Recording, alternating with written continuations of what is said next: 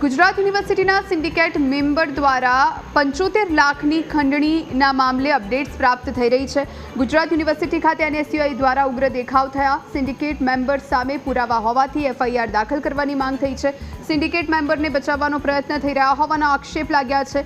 Committee રચીને શ્વેત સુતરિયા સામે પગલાં લેવાની પણ માંગ થઈ। એબીવીપી સાથે જોડાયેલા હોવાથી પગલાં ન લેવાઈ રહ્યા હોવાનો આરોપ લાગ્યો। એનએસયુઆઈના કાર્યકર્તાઓ મોટી સંખ્યામાં કાર્યક્રમમાં જોડાયા। વાઇસ ચાન્સેલરની ઓફિસને તાળાબંધી કરવા જતાં પોલીસે અટકાવ્યા। પોલીસ અને એનએસયુઆઈના કાર્યકર્તાઓ વચ્ચે વીસી ચેમ્બર બહાર ઝપાઝપી થઈ।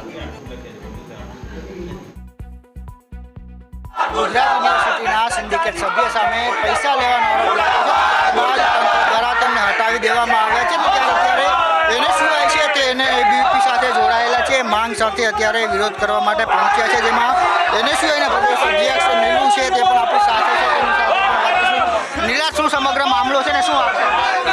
ખાસ કરીને યુનિવર્સિટીના 3 દિવસમાં જે ગંભીર બનાવ બન્યો છે કે ભાજપ દ્વારા નિયુક્ત ઈસી મેમ્બર જે 75 લાખ રૂપિયાની લાંચ માંગતા પકડાણો છે, જે તોડ કરતા પકડાણો છે, છતાં યુનિવર્સિટીના કુલપતિ રજિસ્ટ્રારને કોઈ રસ ન હોય, આવા લોકોને છાવરતા હોય એવું અમને લાગી રહ્યું છે।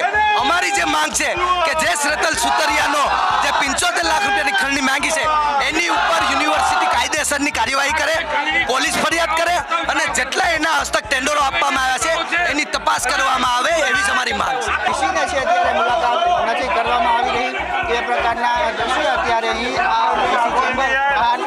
જોવા મળી રહ્યા છે। ત્યારે જે આક્ષેપો થયા હતા અને ત્યારબાદ વીસી છે તે વિદેશમાં હતા, તેમ છતાં પણ તેમણે વિડીયો કોન્ફરન્સથી છે વાત કરી અને રાજીનામું છે તે સિન્ડિકેટ સભ્યનું લઈ લેવામાં આવ્યું, પરંતુ એનએસયુઆઈની અત્યારે માંગ છે કે તે એબીવીપી સાથે જોડાયેલા છે ને તેમની સામે એફઆઈઆર પણ કરવામાં આવે, સાથે તેમના સમયમાં જે ટેન્ડર કરવામાં આવે છે તે ટેન્ડર પણ રદ કરવામાં આવે। Camera person